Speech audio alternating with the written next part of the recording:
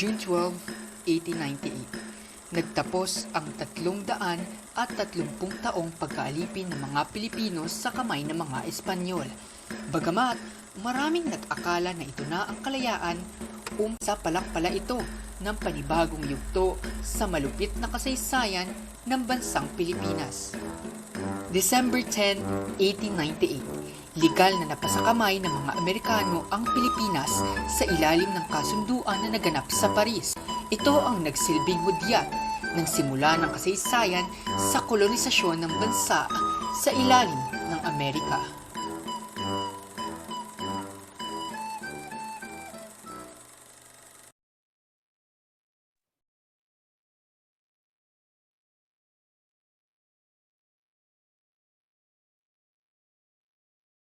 Today, America is one of the superpowers of the world, embracing cultural diversity, leading in the technological revolution, scientific innovation, and one of the game players in the global economic race. But this achievement wouldn't be possible if history wasn't allowed American expansionism.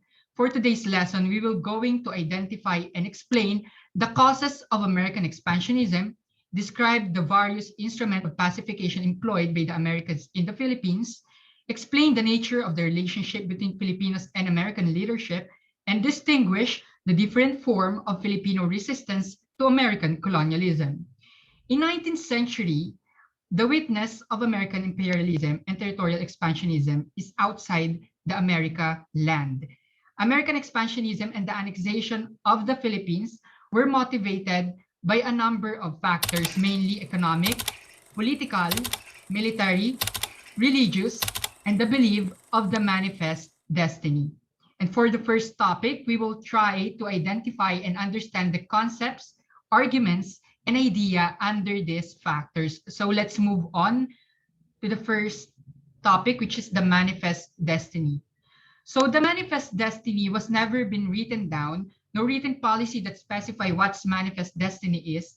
It is just simply a belief in the 19th century stating that it was God's given destiny or a blessing for the United States to spread and expand for a purpose to bring benefit for the other state nation, especially to educate brown people, no? And in connection to that, we Filipinos know that we were left uneducated by the Spaniards because the privilege of education is just for the elite. On the other hand, the desire of the United States to conquer small countries and the situation of the Philippines during the post-Spanish era were exactly anchored and supported this belief. And a little bit of trivia about this phrase, no? This phrase is actually originated by a reporter named John O. Sullivan, around 1840s, which is kind of related to American-Mexican War. So let's move on to the second factor under economic perspective. So the economic growth of an industrialized nation, even today, such as the United States, requires raw materials for numerous of purposes, mainly for construction, defense, processing, manufacture of goods and services, and of course, petroleum, which is the most important drivers of economic development. American industries and agriculture flourishes because it was boosted by the raw materials coming from their inferior countries, mainly the Philippines, no? And as pointed out by economist Charles Conant, American economy would crumble without foreign markets and sources of raw materials. And I think the reason why American economy during that time rely on other countries, maybe because of their geographic location where natural resources were not that abundant. Another reason under economic factor is that the Philippines geography is a perfect hotspot for Americans to expand their commercial and economic interests in other parts of the world. And as per Albert Beveridge stated, the trade of the world must and shall be ours, and the Philippines is logically our first target. So they are actually aiming for colonizing the Philippines, no? So moving on to the third factor is under political perspective. So this factor has something to do with patriotism and national pride. So take note of that.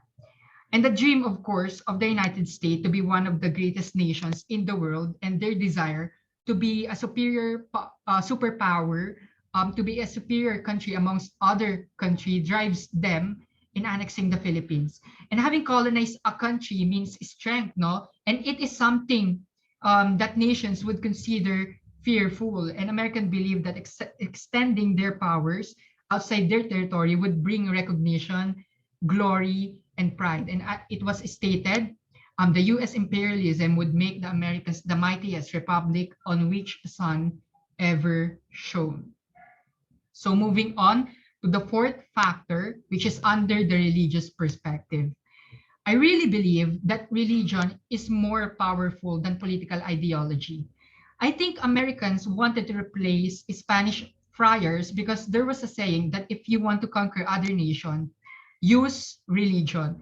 And you know, the more influential a religion infused by the government, and the greater the capability of the nation to spread the culture if they wanted to instill in other nation, they actually have the capability to be dominant. And the Philippines serve as a gateway for influencing missionary, activities in Asia. Another reason is that because of Americans believe in the manifest destiny, they have a mission to spread humanitarian and evangelistic work, where they can use the Philippines as their womb to start their efforts spreading the blessing of their superior civilization. So a little bit of trivia about this topic, no? Because of humanitarian and evangelistic efforts of Americans, Protestant missionaries founded many schools in the Philippines and universities in the Philippines. And one of the most notable of this is the Silliman University, as you can see in the picture below. That is the first Protestant school in the country and the first university founded by Americans in Asia. So the last factor is military. The Philippines is strategically located in the Indo-Pacific and critical to the United States' national interests in the region even today. And for me, Philippines is one of the most important security and defense line of the United States in the Southeast Asia. And having bases in the Philippines increases United States military forces in the Pacific and can make their deployment faster if there's a war. The port of the Philippines is also capable in providing the desires of the United States for commercial opportunities in Asia, and considered to be a natural gateway, the Philippines, to the East Asian economies. So a little bit of trivia about American bases. Actually, the Corregidor Island is not the last island in the Philippines to surrender during Japan occupation in World War II. The last base surrendered from Japan was the strongest U.S. military defense base called El Fraile, or the Fort Drum. It is actually a massive rock island and a man-made structure shaped like a warship and considered to be the strongest. So those are the reasons why American annexed the Philippines. But of course, in any civilization from the human history, criticisms always matters. There were groups of American politicians and religious groups who were against the annexation of the Philippines for some reasons, and there were three strong arguments presented. The first argument presented, according to Black anti-imperialists, annexing the Philippines would make the Filipinos to be a potential victim of racial discrimination, for a reason that imperialism decreases the moral of the colonized country, making it an image of weakness, slavery, and dependency. Second argument, according to many economists, annexing the Philippines would make their local agricultural product to struggle, having a strong competition in the Philippines. The mere fact that the Philippines is an agricultural producing country, it produces much better agricultural crops compared to the United States. The third and last argument, according to American commentator, they says that imperialism would affect American value for a reason that imperialism doesn't follow personal achievement, equal opportunity, freedom, concept of democracy, progress, and humanitarianism, which contradicts to American embedded values. So now let's move on to the next topic, which is the pacification measures, and the pacification measures continue to be discussed by Francis Benedict Torres and Emmanuel Celestino.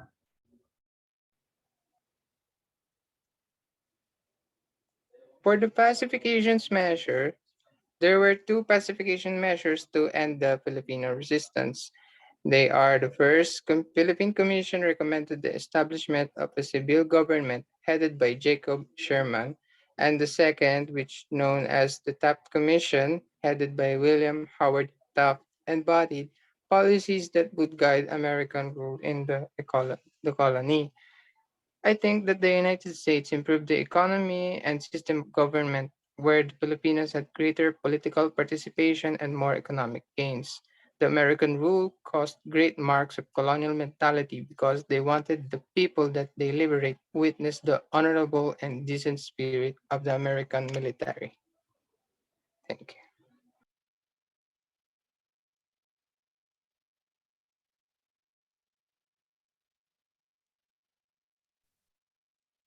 Pacification measures continue.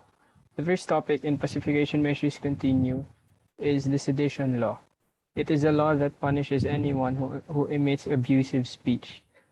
It can also be written or spoken, and the formation of secret political societies is also punishable by the law. The second topic is the Brigandage Act of 1902, or Ley de Bandolerismo. Any undisclosed guerrilla fighters in a well-armed group is punishable by death or long-term imprisonment. The Reconcentration Act of 1903, residents in a town where it's infested by rebels are forced to live in a military zone or a concentration camp. And any residents that doesn't live in the military zone were considered as rebels. The Flag Law, 1907, restrictions on displaying flags or any paraphernalia to suppress nationalistic ideals, but later abolished in 1919. Next slide, please. The fifth topic is the US government deports unyielding nationalists like Apolinario Mabini and Artemio Ricarte. Political parties whose in favor for the occupation of the Philippines was also given special treatment. And the seventh topic is the English language was the medium of instruction in public schools. And the last topic in pacification measures continue is the towns where guerrillas are operating were burned and prisoners were executed. So we're moving on to the next topic, which is the relationship between Filipino and American leadership, which is presented by Ms. Nelsie Tanucan.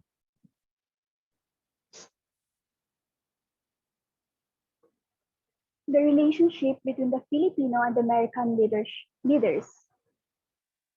This was characterized by two measures or social processes. First one is the collaboration and compromise. Collaboration means helping with each other or being cooperative, while compromise means you have agreed on the same idea. A.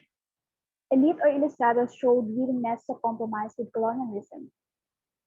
So their participation characterized by their eagerness to agree with the revolution. Note that the ilustrados only join the revolution when they see the possibility of success. B. Association de Paz. Association de Paz, which later became a federal party, the main goal of this was the annexation of the Philippines. C. American flag was raised in Bacolod. November 1898, when the Negros elite organized themselves into provisional government. And then year 1899, the American flag was raised in Bacolod as a sign that they are loyal to the Americans. Next slide, please.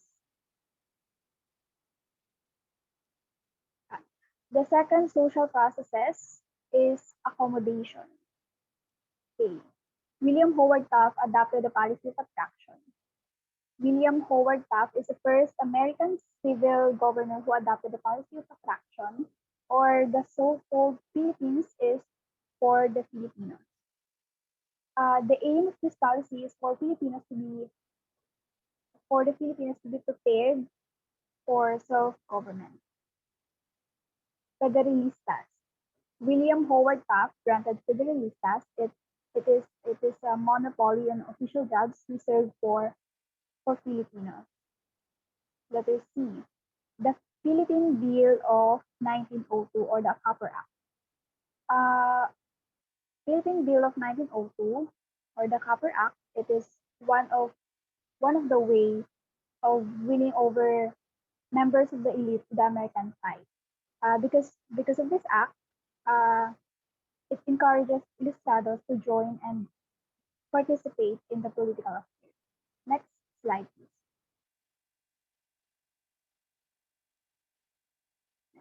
Americans also implemented Filipinization. What is a Filipinization? Filipinization is about embracing the native Philippine culture or the spread of Philippine influence around the world. Number one is the creation of Supreme Court.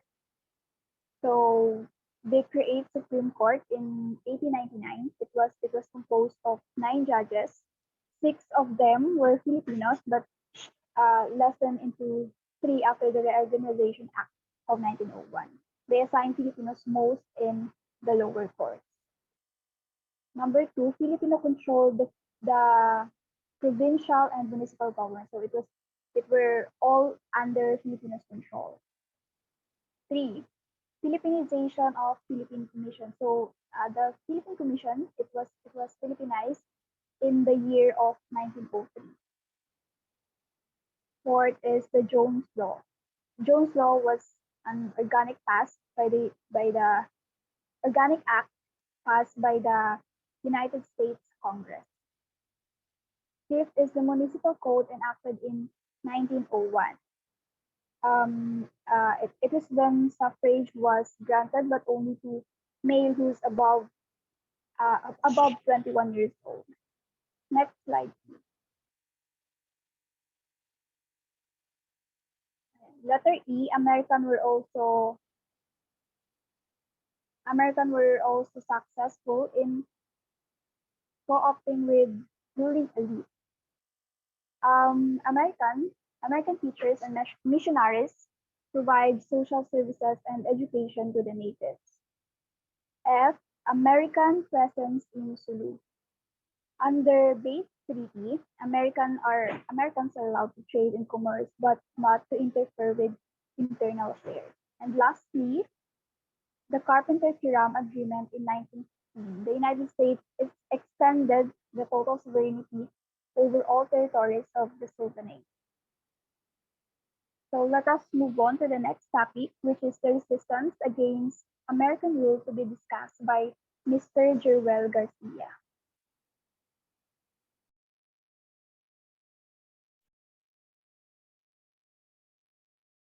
Resistance against American rule. Next slide, please.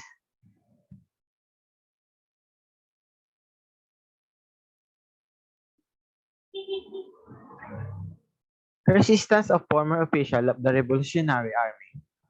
First is General Luciano San Miguel. General Luciano San Miguel was one of the greatest generals during the Philippine-American War. He also established the Bagong Katipunan, a rebel unit who fought against America in Rizal and Bulacan. One tactic that Americans use against the Katipuneros is called the military cordon. It is a search for weapon of the Katipuneros. But the Katipuneros had their counter plan by hiding their weapon in a safe place, and it's called the Amigo Act. Second general is Macario Sakay. Is also a Filipino general who took part in Philippine Revolution against Spain and in the Philippine-American War. After the war was declared by the United States in 1902, Macario Sakay was formed the Tagalog Republic as the president and Francisco Carrion as the vice president. But then, this republic ended because they were defeated by Americans. Sakay was accused of bandilerismo under the Brigandage Act of November 12, 1902. which interpreted all acts of armed resistance of American rule as banditry. The Colonial Supreme Court of the Philippines upheld the decision and later on September 13, 1907, Macario Sakay was hung and sentenced to death. Third general is Artemio Ricarte, also known as the father of Philippine American. He is also the first Chief of Staff of Armed Forces of the Philippines from February 22, 1897 to January 22, 1899. Though the present Philippine Army falls down to American allied forces that defeated the Philippine Revolution Army, led by Artemio Ricarte. But Artemio Ricarte was deported 3 times because the Americans believed that he was betraying them, for he is trying to revive the Katipunan once again. Next slide, please.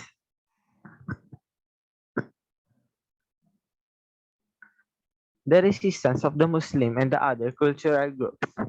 The Moros resisted the new American colonizers as they had resisted the Spanish. The Spanish, American, and Philippine governments have been all fought against by the Muslim of Sulu and Mindanao. The ethnic Moro population of the southern Philippines resisted both Spanish and United States colonization. The Moro areas of western Mindanao have been all the most rebellious areas in the Philippines, along with Samar Island and Bicol region. To pacify the worsening condition in the south, especially on Jolo, the Americans and the sultans had their agreement that called the Kiriam-based treaty, where they will provide the sultan's needs and promote the peace and order between them. But then, the agreement also ended in February 4, 1899, since the Filipino-American War started again to destroy the peace and order in the society. And that is the end of our presentation.